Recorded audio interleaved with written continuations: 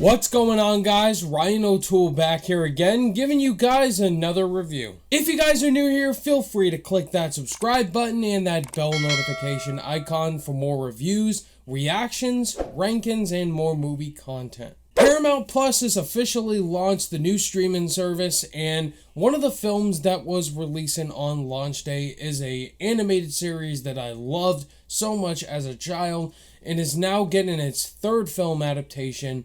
That is the SpongeBob movie, Sponge on the Run, starring many of our iconic characters we all love from the beautiful city of Bikini Bottom. After SpongeBob's beloved pet snail Gary is snail-napped, he and Patrick embargo on a trip to the lost city of Atlantic to try to bring Gary home. Guys, I grew up with SpongeBob. This is my childhood. The first 3 seasons of SpongeBob is pure gold, childhood gold. And the past film adaptations I did enjoy, especially the first classic SpongeBob SquarePants movie, and Sponge on the Water was pretty decent. I did enjoy it, but I didn't love it fully.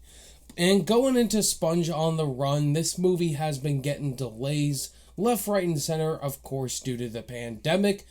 This film did release early for Canadians, and now here us in the United States gets to see it on Paramount Plus on premiere day. I found Sponge on the Run to be an unfortunately bad movie. A bad attempt at the SpongeBob name. It fails at what it's trying to do, and for me as a massive SpongeBob fan, I was really let down by this movie, and it's by far the weakest SpongeBob movie I have seen thus far. I think the greatest thing about this movie is the animation. The animation really did surprise me, because I did not like the animation at all from Sponge on the Water. The animation on the lost city of Atlantic looked really nice and epic. It kind of reminded me of Coco a little bit, going into that city, that world casino amusement park setting. The animation in here is top notch, and I pretty much expected that because animation in general now today looks fan-freaking-tastic. At times it was great to see our classic characters back once again, like SpongeBob, Patrick, Gary, Mr. Krabs, Sandy, Squidward, the whole gang, and Plankton, of course. I'm a big SpongeBob fan. Just seeing those characters back together on screen was a delight. While it doesn't have the iconic, memorable jokes like the original series had, it was cool to see them again. This film really lacked the hilariousness, the nostalgia, and the feeling of greatness watching that original cartoon series. And when you watch this movie, it feels like a different kind of group of committee people handling this product that I loved as a child, and it really falls flat. Now, I'm sure you guys obviously know the story that 3 years ago, the creator OG of SpongeBob, Steven Hillenburg, did pass away. Rest in peace to him. He is a legend.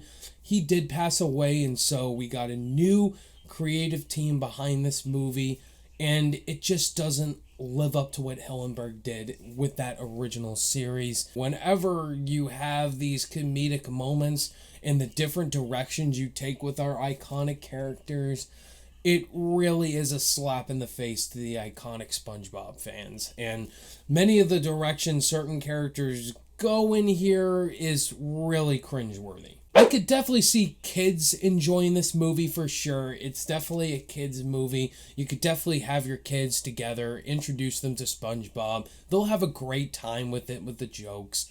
But adults like me who grew up with the source material, it's kind of laughable what they did with these characters, and I was just so disappointed. And this movie feels like a setup movie. They're trying to set up for this Camp Coral show that they're doing on Paramount Plus. There's this exposition or backstory they're revealing with this Camp Coral location where we see SpongeBob as a kid.